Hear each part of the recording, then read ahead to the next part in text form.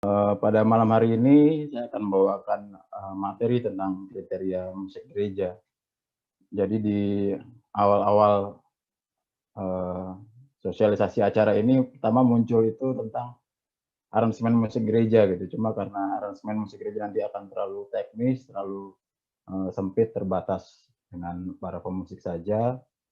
Jadi ini saya coba untuk, dikembangkan bahwa menjadi lebih luas, kriteria musik gereja. Ya, kalau mempelajari musik gereja atau liturgi secara umum, saya senang itu membaca dokumen juga dari tidak hanya setelah Konsili Vatikan kedua, tapi juga dari sebelum-sebelumnya. Terutama musik gereja itu dari tahun 1903 oleh Paus Pius X mengeluarkan dokumen namanya Trale Sollicitudini. Itu sangat menarik ya, isinya macam-macam dan terasa sebenarnya tidak terlalu jauh gitu. Terasa dekat dengan kita juga yang hidup di era sekarang gitu. Jadi tidak terlalu jauh, tidak tidak ekstrim sekali perbedaannya antara sebelum Konsili Vatikan kedua dengan sesudah. Memang tuntutan-tuntutan liturginya berbeda, memang secara umum, secara garis besar itu ya mirip-mirip, tidak jauh berbeda. Ya, misalnya ini sebelum Konsili Vatikan kedua, ini dalam kurung ya TLS Trale Sollicitudini yang tadi saya sebut, nomor 1, misalnya disebutkan, musik suci bertujuan untuk kemuliaan Allah, pengudusan, dan pertumbuhan rohani umat beriman. Jadi musik gereja atau musik suci itu memuliakan Allah, menguduskan, dan supaya umat beriman rohaninya bertumbuh. Jadi tidak tidak hanya sebagai penonton, umat beriman itu tidak hanya ke gereja menonton, mendengarkan lagu-lagunya, kemudian mungkin merasa kagum, merasa senang gitu segala macam. Cuma dia ada sesuatu yang bertumbuh gitu. Misalnya dia menjadi lebih mencintai Allah, lebih merasakan kehadiran Allah dalam kehidupannya sehari-hari. Ya macam-macam.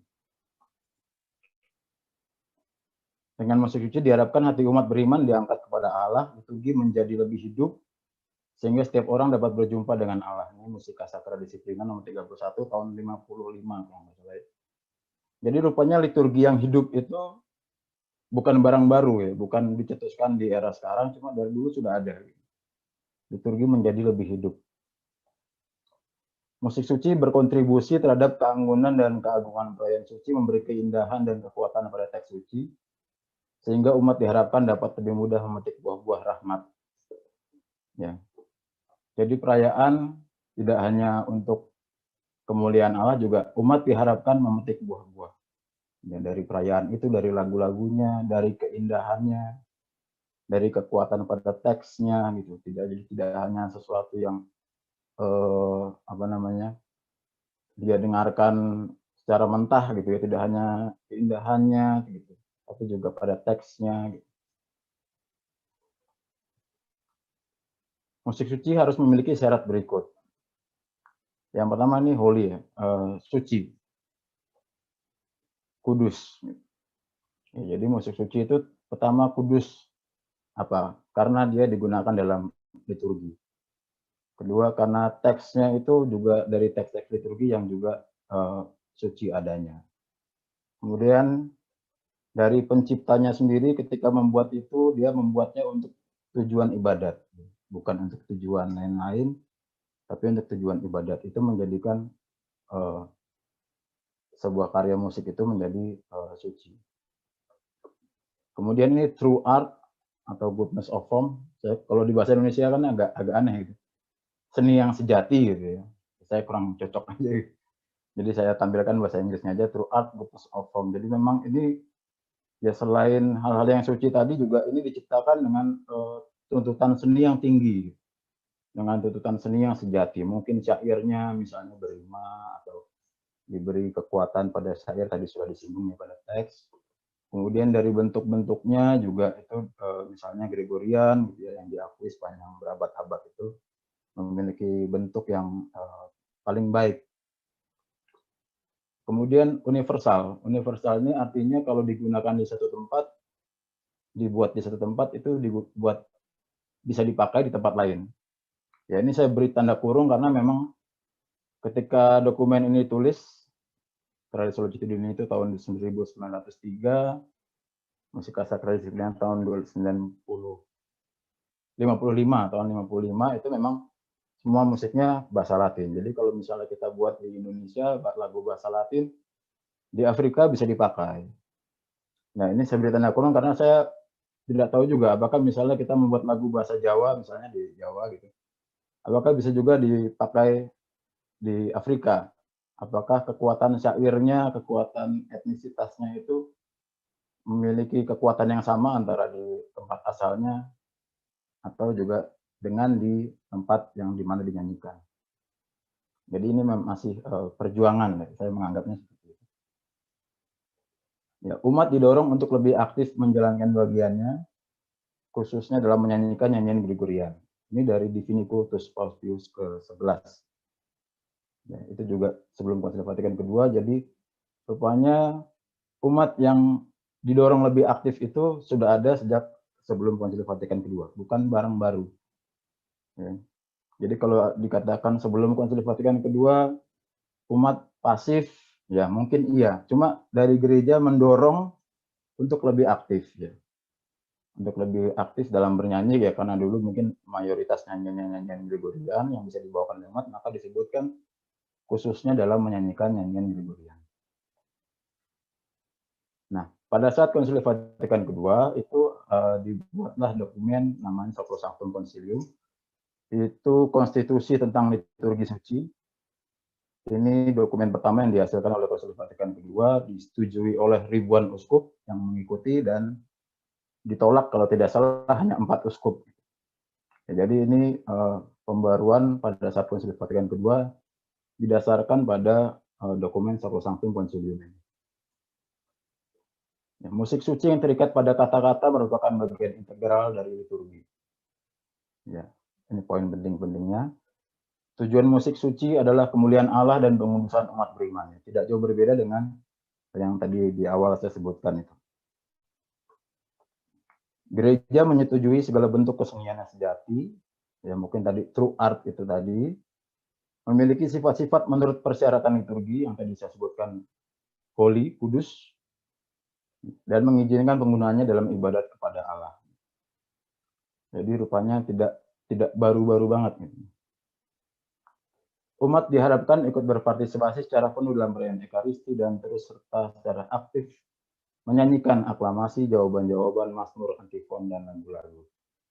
Ya, ini juga ternyata bukan barang baru juga. Jadi sebelumnya sudah ada dalam Sacrosanctum Concilium, ditegaskan lagi untuk umat ikut berpartisipasi secara penuh dalam perayaan Ekaristi. Nah, ini kriteria musik gereja sekarang, macam-macamnya.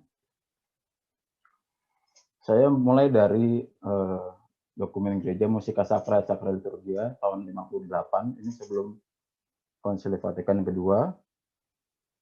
Musik suci termasuk pertama Gregorian, polifoni suci, musik suci modern, musik untuk organ, himne, dan musik rohani.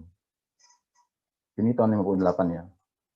Kemudian Musicam Sacram 67, ini dokumen tentang musik liturgi yang dikeluarkan setelah Konsili Vatikan kedua. Hanya beda 9 tahun dari dokumen yang sebelumnya yang tadi itu.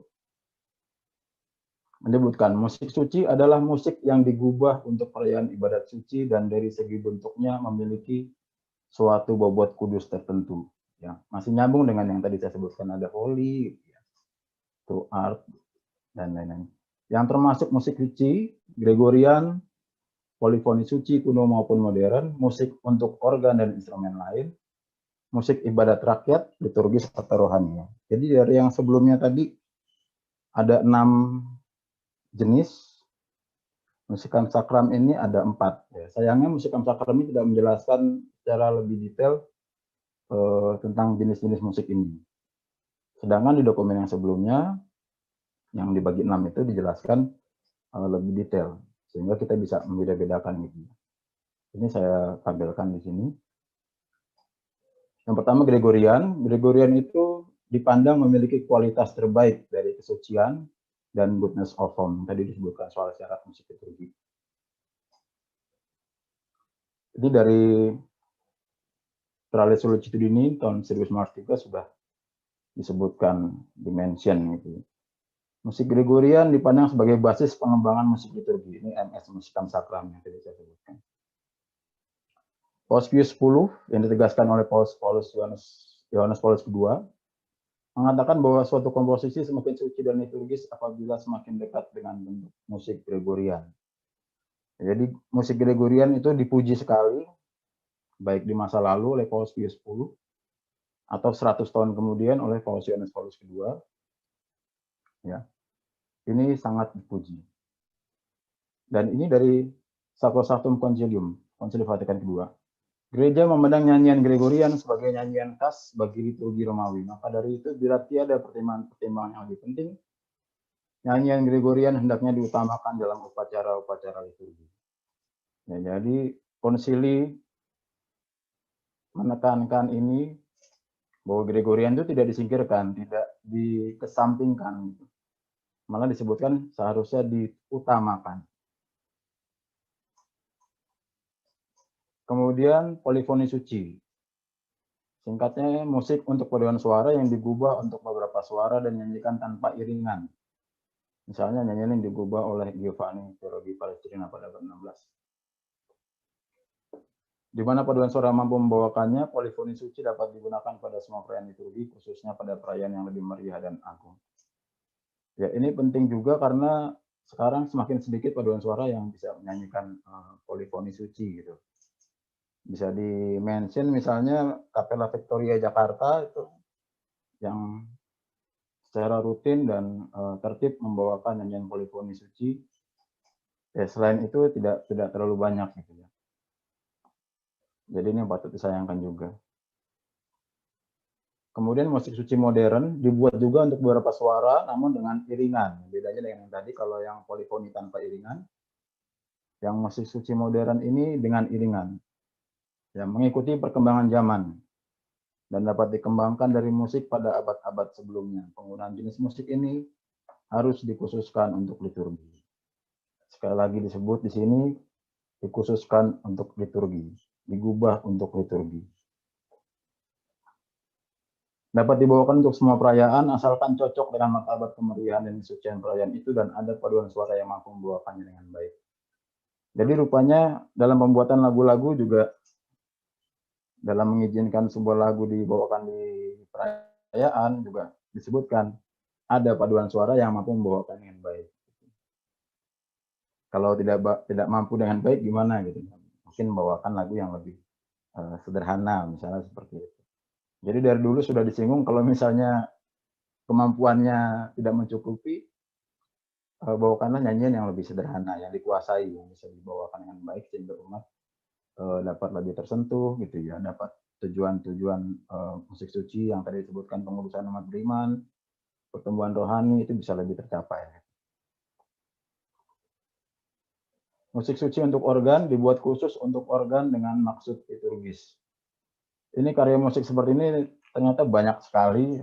Jadi komposer-komposer zaman dulu itu membuat karya musik untuk organ dari motif-motif Gregorian juga diolah kemudian bagaimana itu bisa dimainkan oleh organ gitu ya. Kadang-kadang melodinya di bass, kadang-kadang di atas. Gitu.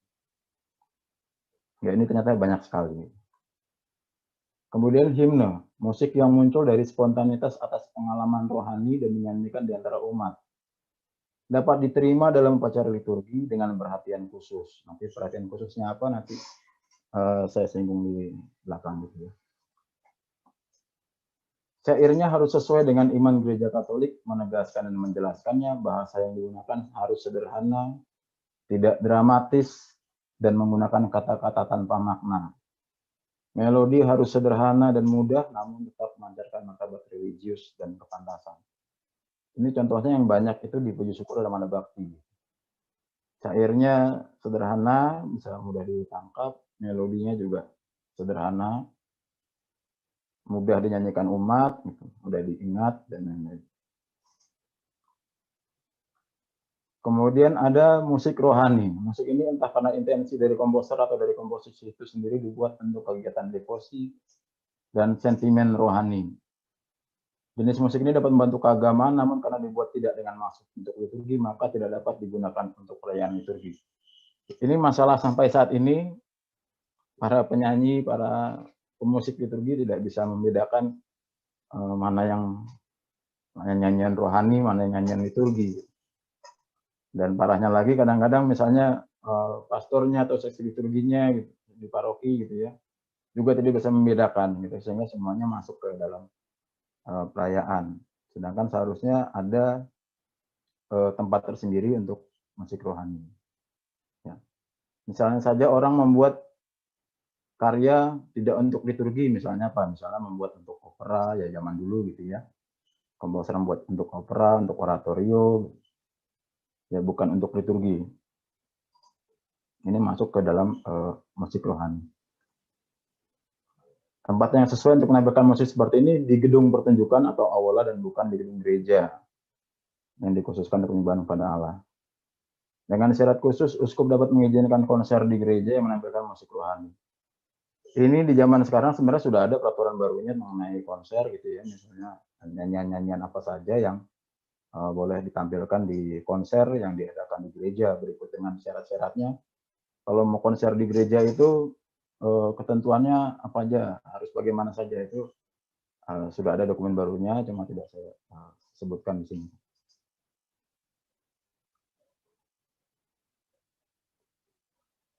Dari musikam sakram juga mengenai nyanyian seperti ini juga disebutkan. Dalam semua devosi umat masuk memiliki manfaat rohani.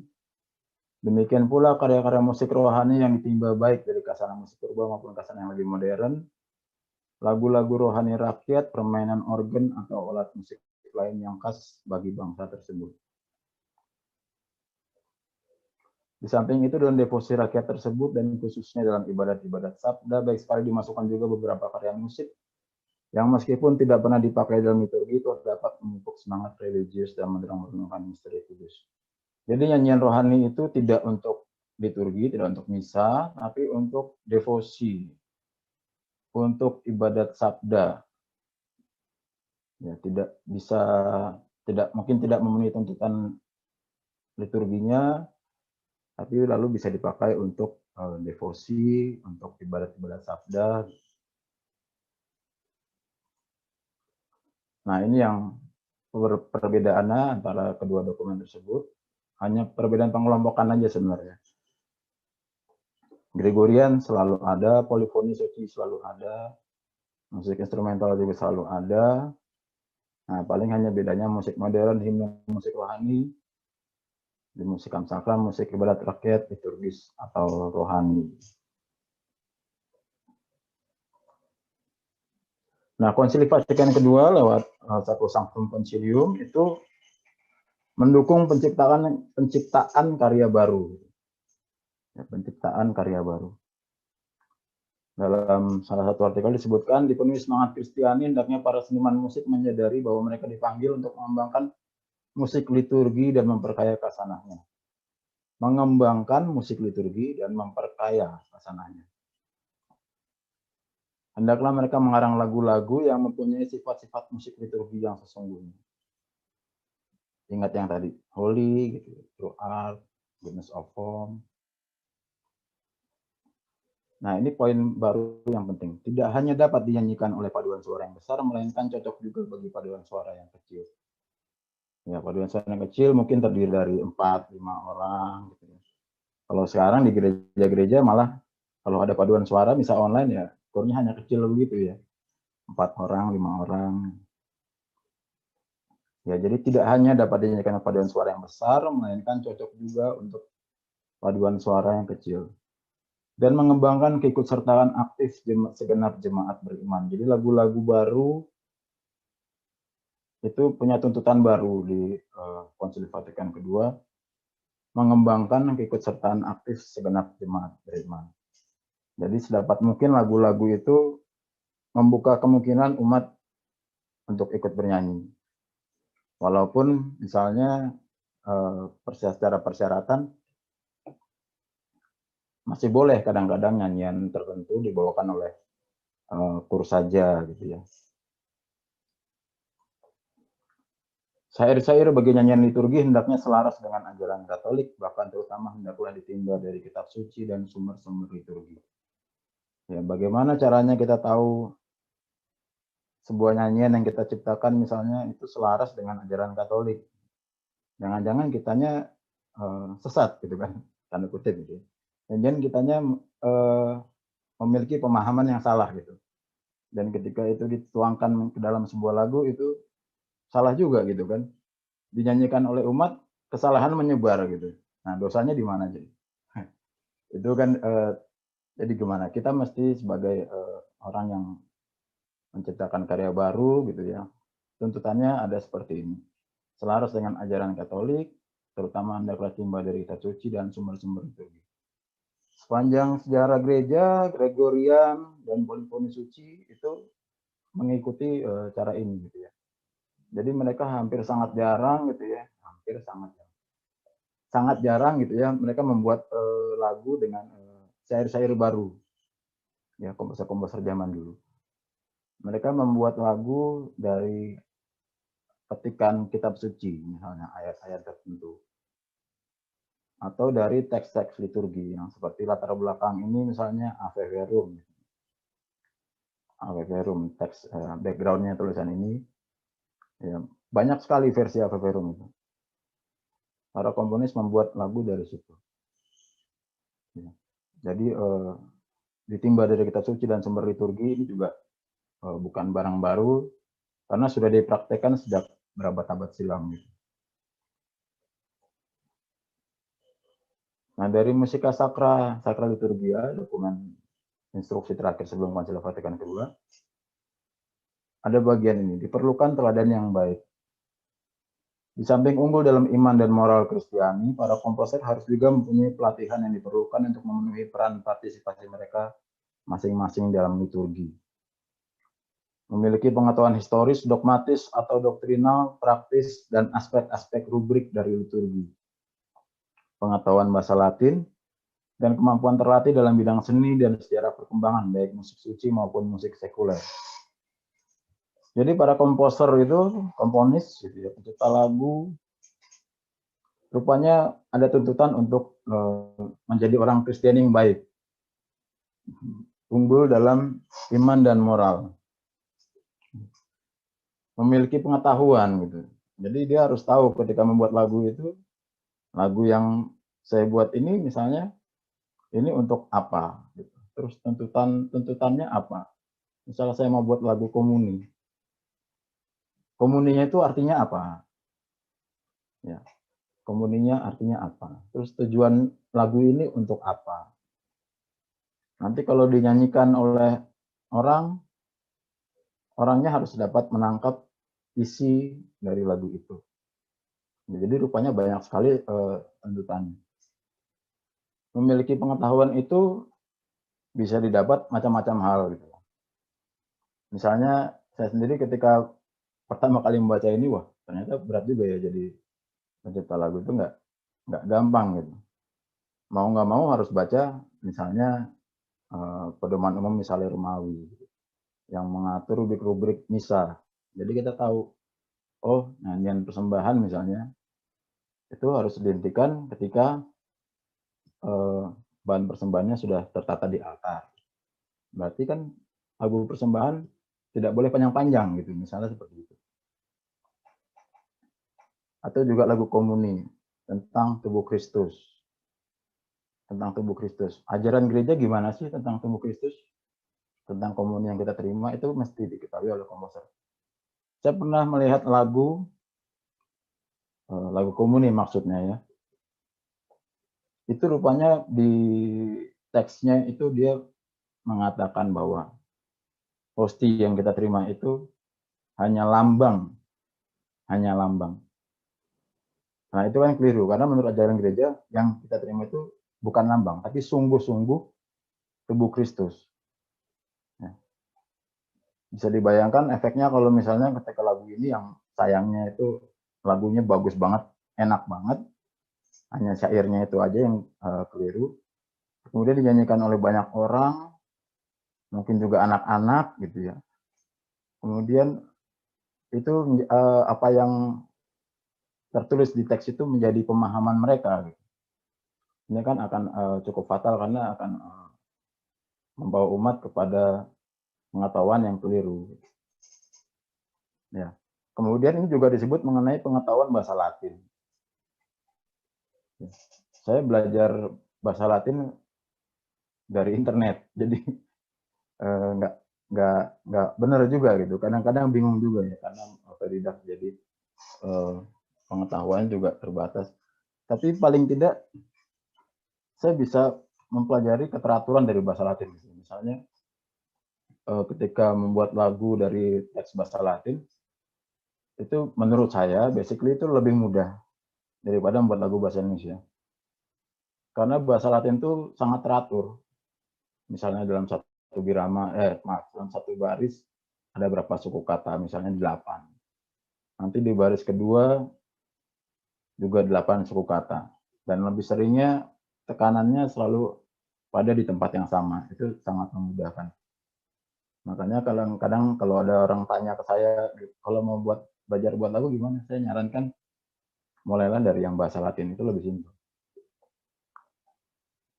Kemudian kemampuan terlatih dalam bidang seni, sejarah perkembangan, nah ini juga mesti dipelajari terus-menerus.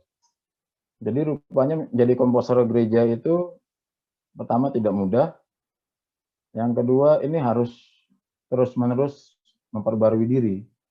Pengetahuannya ditingkatkan, pengetahuan sejarah dogmatisnya itu harus belajar terus gitu. Jadi tidak bisa kita hanya belajar musiknya saja gitu.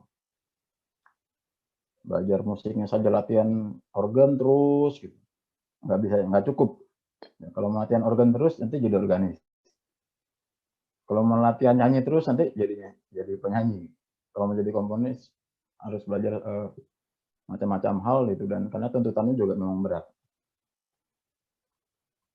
Nah, para komponis kalau membuat lagu mesti tahu, misalnya ini saya tulis beberapa. Misalnya untuk pembukaan, nyanyian pembuka ya.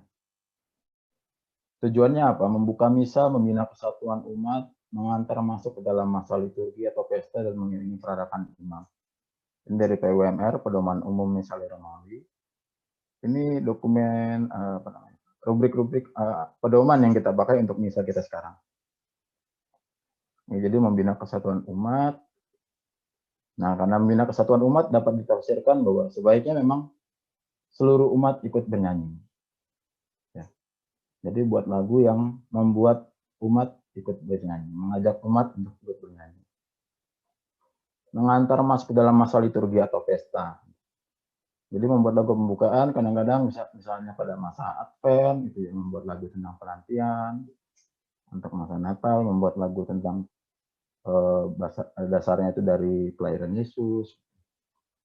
Dan mengiringi perarakan imam. Jadi untuk mengiringi, kalau perarakannya sudah sampai altar gimana? Ya sebaiknya berhenti gitu. Maka bisa ditafsirkan juga, misalnya membuat nyanyian pembuka itu jangan yang panjang-panjang, tidak bisa dipotong di tengah.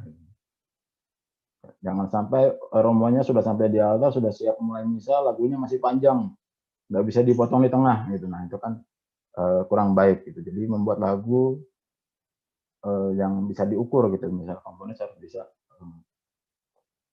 harus bisa membayangkan ini lagu akan berapa lama, apakah cukup untuk mengiringi perarakan imam. Nah, ini dibawakan bergantian kur dan umat, atau bersama-sama, atau oleh paduan suara saja, atau umat saja. Ya, walaupun tidak ada larangan misalnya untuk paduan suara untuk membawakan sendiri nyanyian pembuka.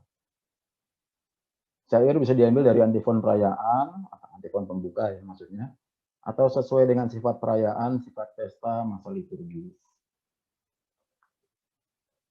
Nyanyian Advent ya, masa Advent ya tentang penantian misalnya.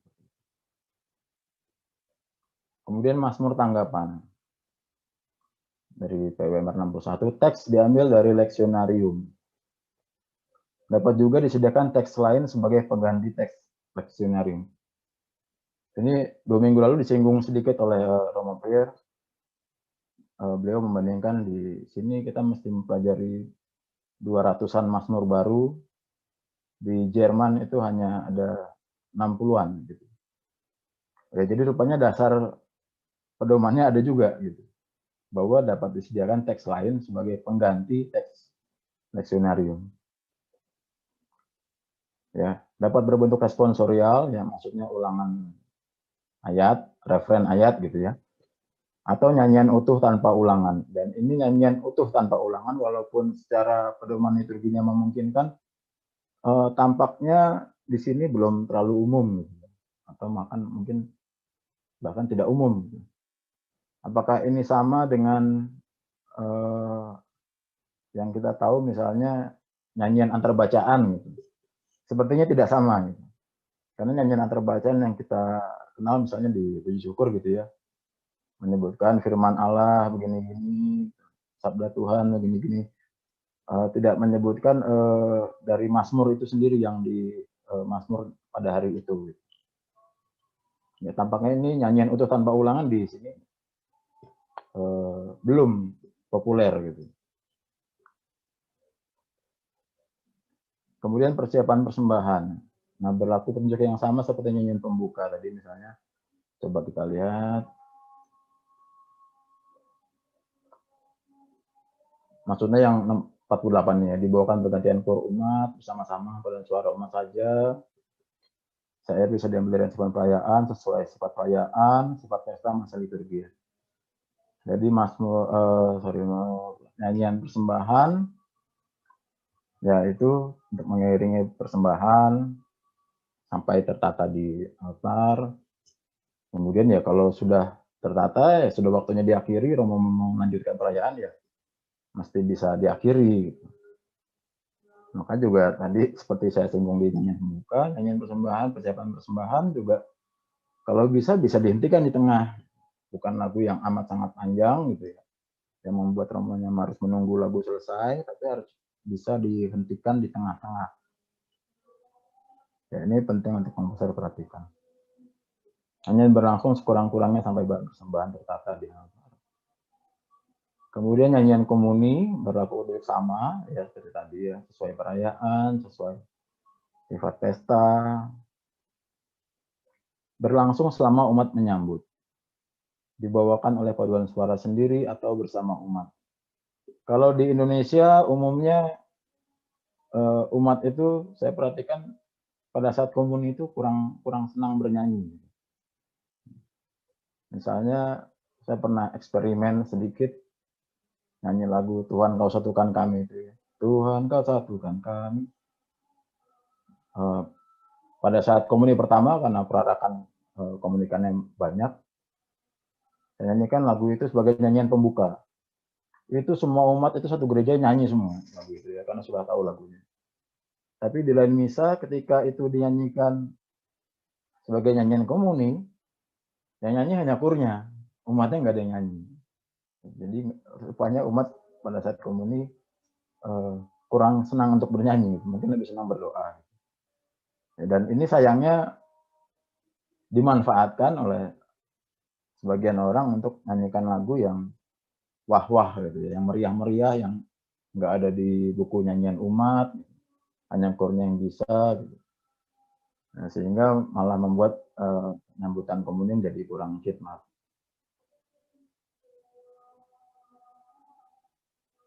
Masih soal komuni, tujuannya agar umat bersatu dalam komuni dan lahiriah, dasar lahiriah, menunjukkan kegembiraan hati, menggarisbawahi corak jemaat dari corakan komuni. Ya, jadi kalau bicara soal corak jemaat, saya menganggapnya itu bagaimana sebuah nyanyian itu bisa dinyanyikan oleh seluruh umat. Gitu. Walaupun tadi saya sudah sebutkan, umat sepertinya lebih senang berdoa daripada bernyanyi pada saat komuni. Setelah komuni dapat dinyanyikan mada syukur atau nyanyian pujian oleh seluruh jemaat sebagai alternatif doa hening dan doa mazmur. Jadi setelah komuni itu yang ideal itu adalah hening. Ini dipraktekkan oleh misalnya Paus Fransiskus ya dalam beberapa tahun terakhir. Setelah komuni itu hening yang cukup lama. Ya, jadi memang yang ideal setelah komuni semua umat itu dan imamnya itu hening. Nah, hening ini bisa digantikan dengan nyanyian pujian atau kita kenalnya nada syukur sesudah komuni atau doa mazmur gitu. Jadi kalau ada yang bilang setelah komuni itu harus nyanyi satu lagu lagi, itu enggak juga gitu. Karena yang utama itu hening sejenak, dan hening itu bisa digantikan dengan nada syukur. Kemudian mengenai ordinarium, Tuhan kasihanlah kami, umumnya setiap seruan diulang satu kali. Tuhan kasihanlah kami, Tuhan kasihanlah kami. Dulu itu diulangnya 2 kali. Jadi ada 3 kali Tuhan kasihanlah kami, 3 kali Kristus kasihanlah kami, 3 kali Tuhan kasihanlah kami. Ya, ini tetap boleh dipakai, boleh diulang lebih banyak bila berhubungan dengan bahasa setempat, dengan lagu, ataupun sifat pesta. Misalnya kalau dengan lagu itu yang tadi saya sebutkan, ada beberapa ordinarium tradisional itu yang harus dinyanyikan 3 kali. Jadi polanya seperti itu. Kalau hanya dinyanyikan 2 kali, diulang 1 kali gitu ya, itu menjadi agak-agak aneh lagunya. Kemudian kemuliaan. Ini ada tuntutan rupanya, teks madah ini tidak boleh diganti dengan teks lain. Ya, jadi kalau mulainya kemuliaan kepada Allah di surga, ya mulainya seperti itu. Dan seterusnya sampai amin harus sesuai teks itu. Nah, ini tuntutan yang sebenarnya membuat beberapa kemuliaan di puji syukur dan mari bakti tidak bisa dipakai lagi. Ya, jadi ini tuntutan yang bisa dibilang ya mungkin tuntutan baru gitu ya. Teksnya tidak boleh diganti.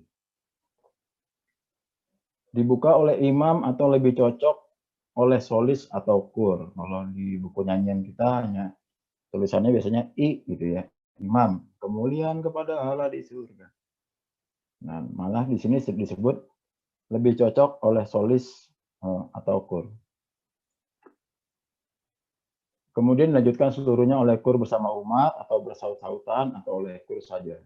Ya, rupanya nyanyi kemuliaan oleh kur saja itu juga tidak masalah.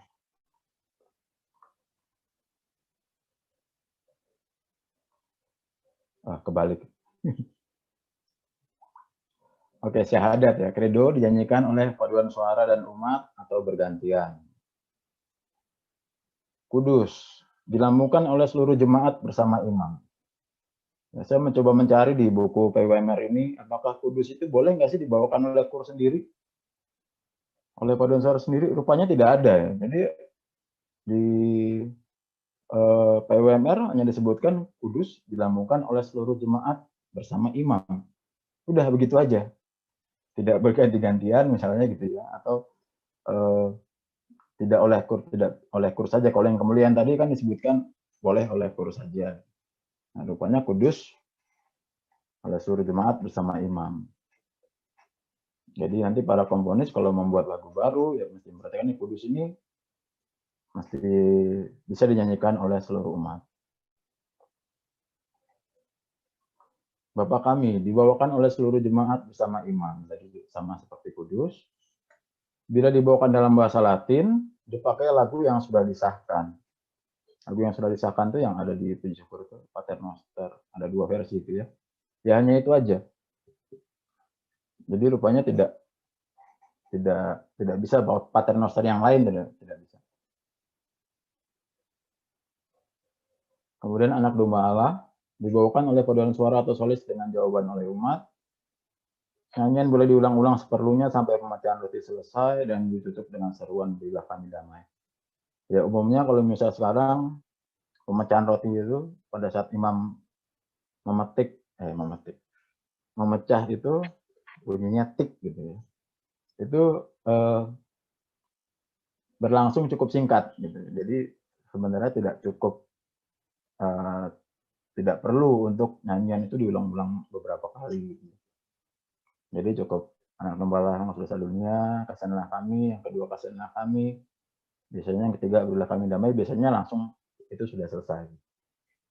Ya, sudah sangat jarang misal yang pemecahan roti itu rombonnya lama sekali untuk membagi-bagi roti itu.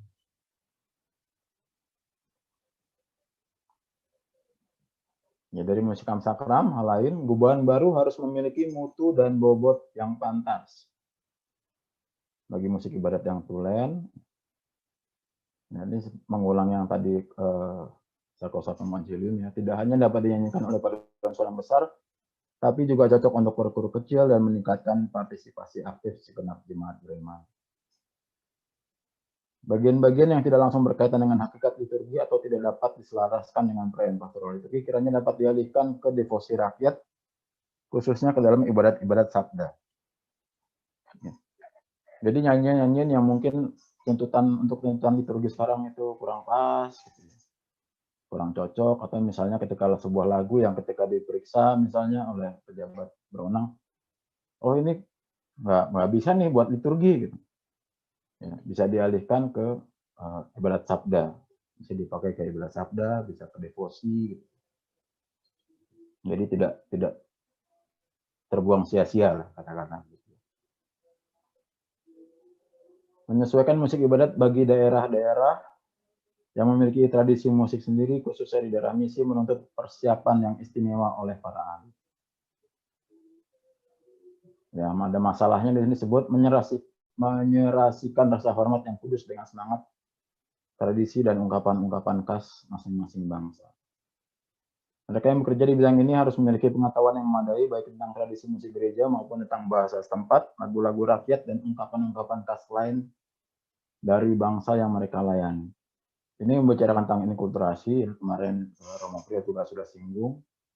Metode yang beliau pakai ketika mengadakan loka karya misalnya, ada ahli-ahli, ada katekis, ya, ahli agama gitu, ada ahli musiknya, ada pemusik lokalnya, ada yang lain-lain. Jadi metode itu rupanya yang dimaksud di sini bisa dijalankan. Ada ahli bahasa mungkin, nanti ada ahli, jadi ahli musiknya, ahli alat musik. Jadi ungkapan-ungkapan khas setempat itu ketika itu mau diangkat menjadi tradisi musik gereja, menjadi kekayaan musik gereja, nah itu ahli-ahli itu harus terlibat.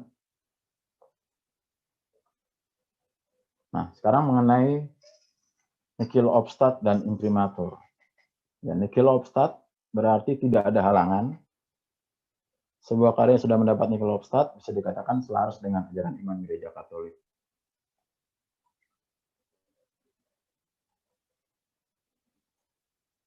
Nah, imprimatur berarti dapat dicetak. Karya musik yang mendapatkan imprimatur dapat disebarluaskan dan digunakan dalam liturgi. Nikil-Obstat dan imprimatur ini biasanya di buku-buku Katolik gitu ya, tidak hanya musik liturgi, juga teologi misalnya tentang apapun lah itu ada di halaman-halaman depannya itu. Nikil-Obstat oleh siapa, imprimatur oleh siapa. Nah, karya-karya baru ini perlu diminta pengesahan dari otoritas gereja setempat, entah keuskupan atau konferensi wali gereja sebelum digunakan dalam liturgi. Tidak hanya syair yang harus sesuai dengan ajaran gereja, tapi juga melodinya yang dalam beberapa dokumen liturgi disyaratkan untuk diperiksa. Misalnya Bapak Kami. Bapak Kami kalau orang membuat baru itu, melodinya itu harus disahkan juga. Kemudian nyanyian imam dan pelayan lain itu juga begitu, tidak bisa sembarangan orang membuat, oh nanti Romo tanda salibnya dalam nama Bapa dan Putra dan Roh Kudus, misalnya seperti itu. Udah Romo pakai itu ya, ya, gitu. Oh nggak bisa itu seperti itu. Jadi mesti dibawa dulu ke otoritas gereja setempat untuk diperiksa apakah bisa dipakai, apakah cocok untuk liturgi, baru kemudian itu bisa dipakai. Kenapa sih gereja mesti begitu? Ya, beberapa alasan. Apapun yang digunakan untuk liturgi harus dikontrol oleh gereja, sehingga seni dapat menempati tempat sepantasnya dalam perayaan suci. Ya, maksudnya itu bukan gereja itu mengekang, tapi supaya karya-karya seni ini memang layak, pantas, bisa digunakan dalam perayaan suci gitu. Bukan seni yang abal-abal gitu. Jadi memang seni yang punya nilai yang tinggi sehingga ini mendukung ibadat. Gereja harus mencegah apapun yang profan dan asing masuk ke dalam musik suci. melindunginya dari hal-hal yang dapat mengurangi martabatnya karena merupakan bagian dari ibadat ilahi. Jadi yang profan, yang sekuler itu harus dipisahkan. Misalnya zaman dulu itu ada istilah misa parodi. Misa parodi. Itu maksudnya bukan misa dari pembukaan sampai penutup yang lucu ya, bukan yang seperti itu, tapi misa dalam pengertian ordinarium. Misa kita 4, misa kita 2, nah pengertian seperti itu, parodi. Nah, cuma motifnya itu diambil dari lagu-lagu sekuler pada saat itu. Jadi ngambil motif misalnya do re mi fa sol mi do. Nah, itu diambil menjadi Kyrie eleison misalnya seperti itu. Jadi lagu yang sudah terkenal pada saat itu sebagai lagu sekuler diambil oleh komposer, diberi syair Kyrie eleison, dibuat polifoni jadi panjang, jadi kesannya itu gerejani sekali gitu ya. Dan itu digunakan dalam liturgi pada saat itu. Nah, itu nggak boleh. Jadi harus mencegah yang profan gitu. Kalau zaman sekarang itu mungkin akan sulit terjadi karena kesadaran sekarang ini terhadap hak cipta itu semakin tinggi. Jadi biasanya komponis-komponis itu ketika membuat lagu merasa mirip dengan lagu lain, biasanya akan langsung ganti lagu, ganti motif, ganti melodi. Ya, biasanya akan seperti itu karena sudah kesadarannya itu sudah ada. Atau ketika misalnya membuat lagu dimajukan ke keuskupan, diperiksa, yang memeriksa itu merasa loh ini kayak lagu apa nih ya, kayak lagu Via Valen misalnya gitu. Wah ini nggak bisa nih gitu. Jadi bagaimana nanti ketika orang menyanyikan lagu itu dia teringat sama Via Valen gitu. Bukan terarah kepada Tuhan, tapi teringat sama Via Valen gitu. Kan nggak bagus gitu. Itu nggak boleh seperti itu. Jadi harus disingkirkan. Misalnya orang membuat lagu Tuhan kasihanilah kami, ampunilah kami. Orang langsung ingat wah ini mah lagunya Via Valen nih sayang gitu kan. Itu nggak boleh seperti itu. Jadi yang seperti itu harus dihindari. Ya. Untungnya sekarang sudah ada kesadaran seperti itu. Kalau dulu mungkin masih belum ada ya kesadaran untuk menghargai hak cipta seperti itu. Nah, pemberi Nikelobstad adalah orang yang ditunjuk oleh uskup untuk memeriksa sebuah karya. Biasanya ahli teologi atau dalam hal nyanyi liturgi seorang ahli liturgi. Misalnya kalau saya tinggal di KAJ Jakarta, Sepanjang Jakarta, yang bisa memberikan Nikelobstad itu misalnya Romo Danto ya, ketua komisi liturgi. Ya, seorang ahli liturgi. Atau mungkin juga ada lagi tempat lain misalnya diserahkan kepada ahli teologi. Jadi ahli teologinya itu yang memeriksa setiap kata demi kata apakah ini sesuai dengan ajaran gereja atau tidak. Ya. Mungkin juga nanti akan melibatkan ahli musik misalnya. Apakah melodi yang disusun ini cukup standar misalnya ya untuk musik gereja ya, standar ya, artinya tidak terlalu bagus. Paling enggak secara penulisan misalnya itu sudah sesuai gitu untuk sesuai standar musik misalnya. Tidak ada birama yang kelebihan notnya menjadi lebih panjang misalnya.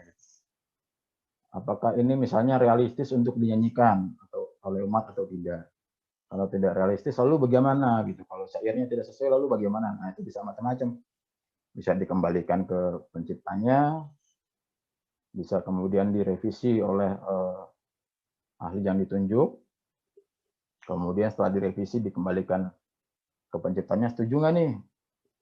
Revisinya lagunya jadi begini. Kalau setuju lanjut, mungkin dicetak atau mungkin diterbitkan gitu ya. Kalau nggak setuju ya nggak bisa dicetak gitu, karena penciptanya kan nggak setuju untuk sebuah lagu diubah. Nah, pemberi imprimatur biasanya seorang uskup atau vikjen. Nah, kemudian menyangkut alat musik. Alat musik itu juga panjang sejarahnya ya. Dan menurut saya nggak sebenarnya dari tahun 1903 sampai sekarang nggak jauh beda. Ini saya kupas dari masing-masing dokumen dari yang tahun 1903 sampai yang terakhir. Musik yang cocok untuk gereja adalah suara vokal murni, namun penggunaan organ diizinkan. Alat musik lain bisa dipakai dengan izin khusus dari ordinaris atau pejabat gereja ini setempat, ya, misalnya uskup. Penggunaan piano dilarang, demikian juga instrumen lain yang berisik atau ritmis seperti drum, cymbal, bell, band. Penggunaan alat musik tiup secara terbatas dapat diizinkan, namun harus selaras dengan penggunaan organ. Ya, itu tahun 1903. Tahun 1903. 50 tahun kemudian, organ pipa masih mendapat tempat utama. Nah, dimention lagi, alat musik gesek seperti violin diizinkan karena mampu mengekspresikan kegembiraan dan kesedihan jiwa dengan kuat. Demikian juga instrumen lain yang dapat mendukung tujuan musik dari musik suci. Ya, organ mendapat tempat utama, yang lain boleh asalkan. Nah, seperti itu.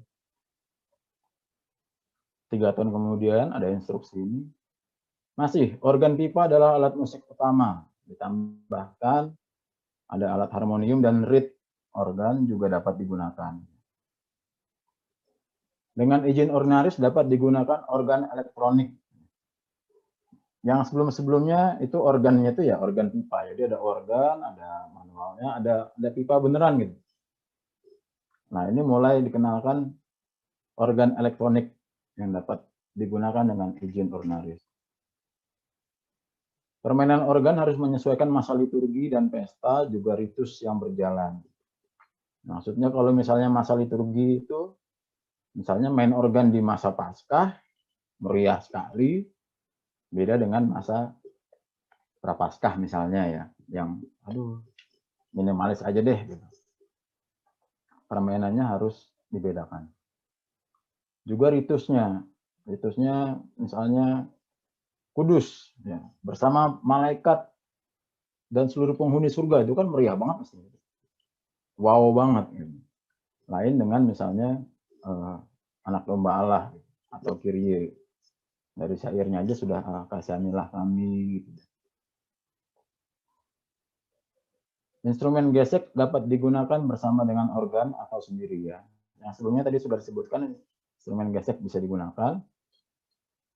Di sini diberi penjelasan lebih lanjut, dapat digunakan bersama dengan organ atau sendiri, jadi tanpa organ. Alat musik yang menurut penilaian umum hanya cocok untuk keperluan sekuler tidak dapat dipakai. Alat musik yang menurut penilaian umum, ya walaupun penilaian umum ini rancu juga, umumnya itu yang menentukan terus siapa gitu, nggak terlalu jelas juga ya. Tapi ini yang tercantum di dokumen tersebut. Tidak dapat dipakai. Hanya instrumen yang dimainkan langsung oleh pemain yang dapat digunakan dalam liturgi, bukan yang dimainkan secara mekanik atau otomatik. Penggunaan instrumen otomatis, organ otomatis, radio, rekaman, dan lain-lain dilarang dalam liturgi dan difusi, baik yang diadakan di dalam maupun luar gereja, bahkan bila mesin digunakan hanya untuk transmisi khotbah atau musik suci, atau menggantikan nyanyian oleh umat atau paduan suara, atau bahkan hanya mendukungnya. Jadi maksudnya di sini misa gitu ya. Itu kemudian terus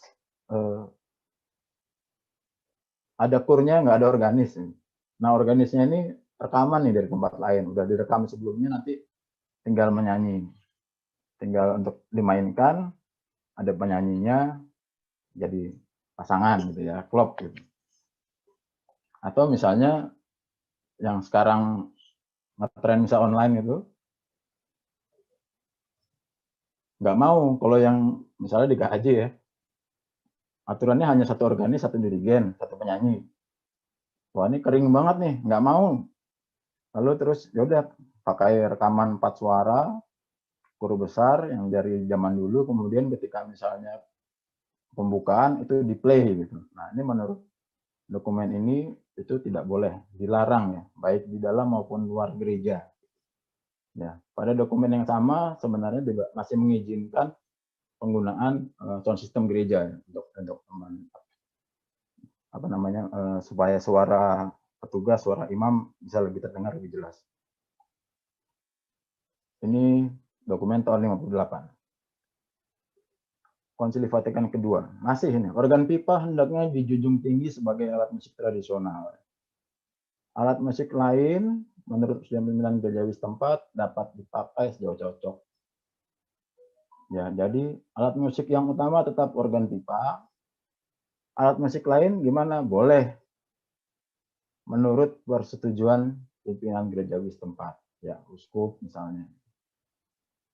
Jadi kalau mau menggunakan alat musik lain, selain organ, mestinya izin uskup dulu. Uskupnya bolehin apa enggak? Kalau uskupnya bilang, oh jangan tanya saya. Wah ini syarat dari Konsili Vatikan.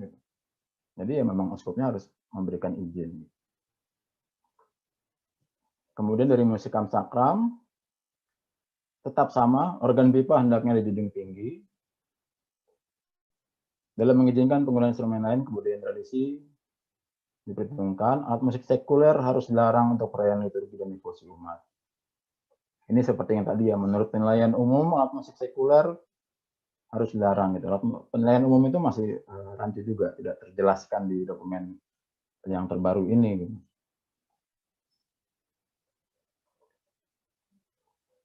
Ada tambahannya, pemain musik dituntut untuk mengikuti perayaan liturgi dengan penuh kesadarannya. Jadi kalau yang dokumen yang tadi itu, menggunakan rekaman itu nggak boleh. Gitu.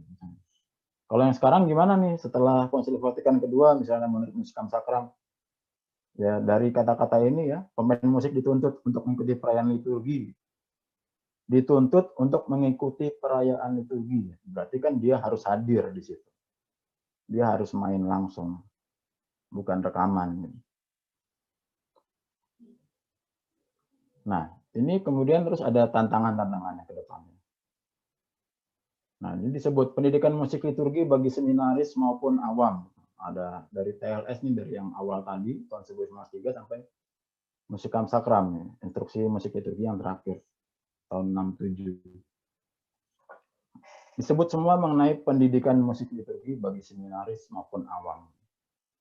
Ya, kita bersyukur misalnya di Keuskupan Bandung katanya itu sudah mulai dari seminari sudah diajarkan Gregorian misalnya. Kemudian di seminari tinggi itu juga ada mata pelajaran khusus soal musik liturgi.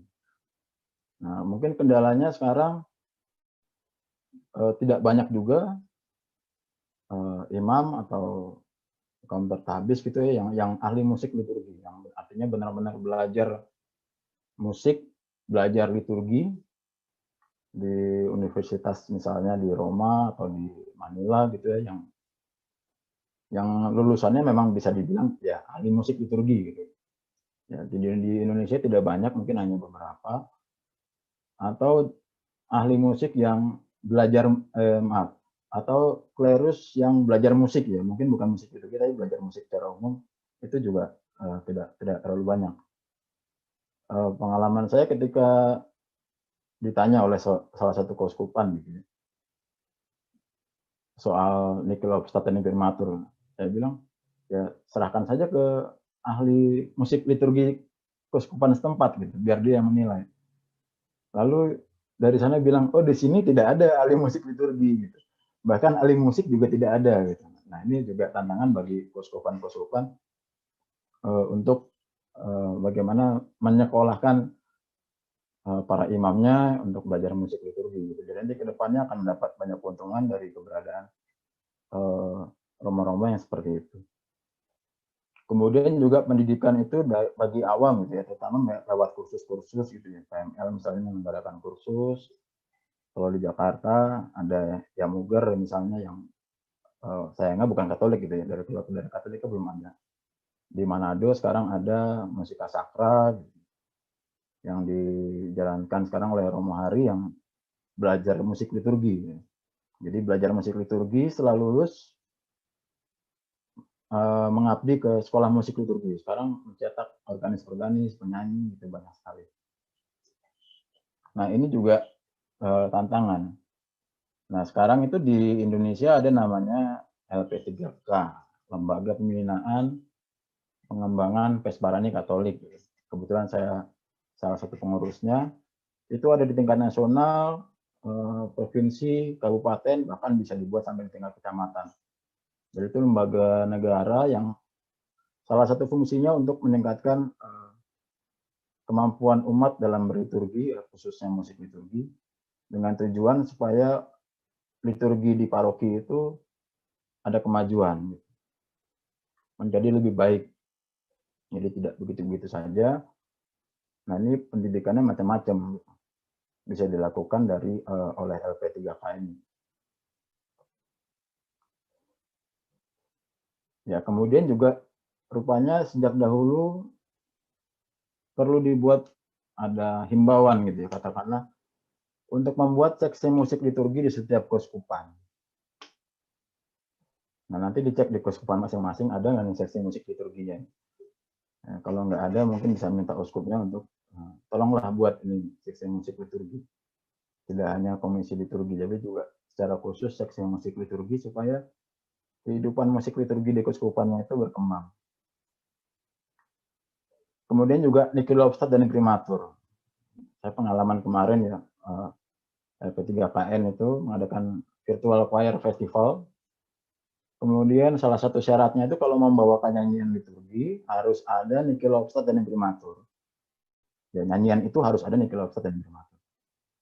Kemudian dari salah satu provinsi WhatsApp saya, ini mesti gimana ya? Saya bilang ya udah kirim aja lagunya ke keuskupan, minta diperiksa, kalau oke keluarin Niki Lobstad, keluarin Primatur. Tidak lama kemudian dari keuskupannya yang WA saya, ini saya dikirimin lagu, ini saya mesti apain ya gitu. Jadi rupanya di keuskupan sendiri tidak tahu prosesnya mesti seperti apa gitu. Aduh, saya pusing sekali. Ya, jadi rupanya ini tantangan juga bahwa di keuskupan-keuskupan mungkin soal Niki Lobstad dan Primatur nyanyian liturgi itu belum begitu paham. Kemudian kalaupun paham misalnya juga apakah mekanismenya itu bisa cepat dan tepat. Misalnya ketika mengirim nyanyian ke keuskupan untuk diperiksa, apakah terus di keuskupan sudah ada mekanismenya, misalnya diterima oleh siapa, diperiksa oleh siapa, kemudian setelah Niki Lobstad Primatur lalu apa, keluarnya lewat mana gitu. Kalau ada revisi bagaimana, kemudian kalau mau dicetaknya kapan, misalnya seperti itu. Itu mekanisme seperti itu belum terlalu jelas di banyak keuskupan gitu. Ini juga tantangan. Kemudian nyanyian rohani. Di satu sisi menurut Sacrosanctum Concilium, Koncili Vatikan kedua, nyanyian rohani itu harus dikembangkan. Dan tadi sudah disinggung dari banyak dokumen bahwa nyanyian rohani itu harus dipisahkan dari nyanyian liturgi. Nyanyian rohani itu bukan untuk misa, itu untuk devosi, untuk ibadat sabda. Membedakannya bagaimana? Nah ini yang dari pemeriksanya, misalnya dari keuskupannya harus paham.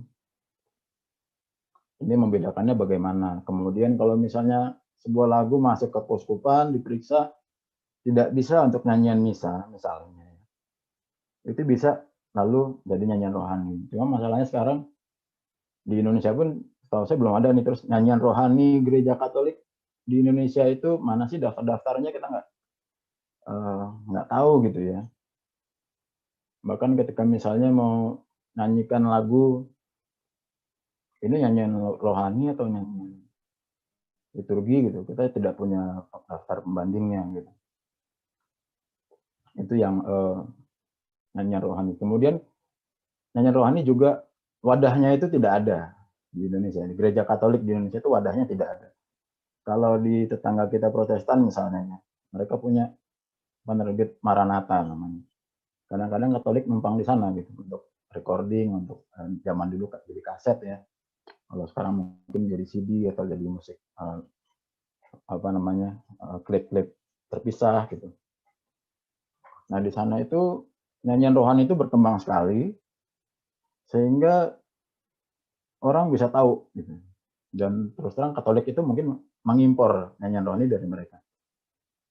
Jadi tidak membuat sendiri tapi mengimpor, dan itu menjadi lama-lama biasa juga kita jadi tahu lagu apa misalnya Janjimu Seperti Fajar Pagi Hari gitu.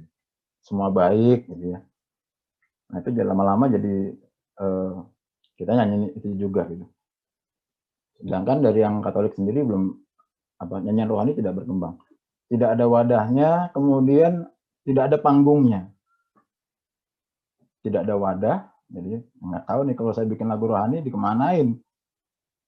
Ya, kalau nyanyian liturgi, kita bikin nyanyian liturgi, kirim ke keuskupan misalnya periksa, bisa dipakai. Nyanyian rohani, kirim kemana? Ke keuskupan mungkin juga ya, keuskupannya bingung nanti. Nyanyian rohani diapain juga gitu ya. Ya wadahnya nggak ada, panggungnya nggak ada. Lalu yang jadi korban terus apa? Kalau panggungnya nggak ada. Yang jadi korban misa. Misa dianggap jadi panggung untuk nyanyian rohani. Gitu. Ya, sehingga kadang-kadang terus kita nyanyikan mendengar nyanyian rohani itu dinyanyikan di misa. Ya. Itu sayangnya itu jadi memang tantangan untuk Gereja Katolik Indonesia untuk menciptakan wadah dan panggung untuk nyanyian rohani. Ya kalau di yang Protestan mungkin penyanyi rohaninya bisa cari duit dari situ. Kalau orang Katolik bikin album rohani biasanya rugi, ya proyek rugi. Jadi ngumpulin duit yang banyak dulu untuk produksi, setelah itu ya tidak balik modal gitu. Ya itu banyak ya penyanyian rohani seperti itu. Nah kemudian tantangan juga inkulturasi, masih sampai saat ini Indonesia sampai saat ini masih daerah misi, ya masih daerah misi, masih berproses inkulturasi. Ya, tahun 94 lupa persisnya, sepertinya 94 dari Tata Suci mengeluarkan dokumen liturgi Romawi dan inkulturasi gitu. Di sana banyak sekali rupanya banyak sekali persyaratannya misalnya. Misalnya bahwa inkulturasi itu bukan dikerjakan oleh kelompok umat, imam dan sekelompok umat bukan, tapi dikerjakan oleh konferensi wali gereja. Ya kalau di Indonesia KWI misalnya.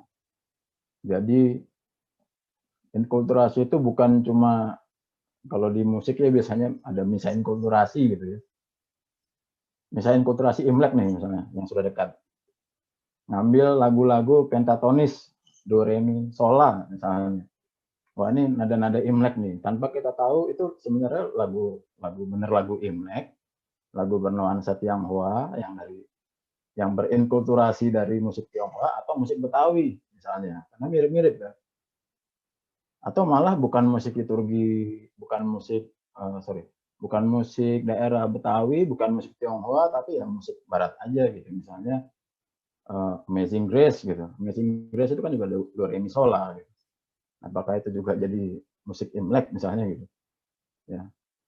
Inkulturasi tidak seperti itu gitu. Dari dokumen tersebut bahwa itu namanya disebutkan yang seperti itu namanya adaptasi misalnya. Inkulturasi itu misalnya bahwa memang musik itu misalnya kalau kita bicara soal musik ya, itu benar-benar digali dari kekayaan musik daerah itu ada maknanya misalnya bunyi planet planet planet planet planet, nah itu mungkin itu di suatu daerah itu hanya dipakai untuk musik kepada dewa dewi misalnya gitu. Kalau kepada manusia turun tenot tenot tenot misalnya seperti itu. Nah maka yang untuk gereja inkulturasi itu diambil, jadi yang tadinya untuk dewa dewi itu dipakai untuk kepada Allah gitu. Misalnya seperti itu dan itu banyak sekali dan itu sampai sekarang saya kira masih berproses ya inkulturasi di Indonesia di banyak daerah juga. Itu saja materinya. Terima kasih. Saya kembali.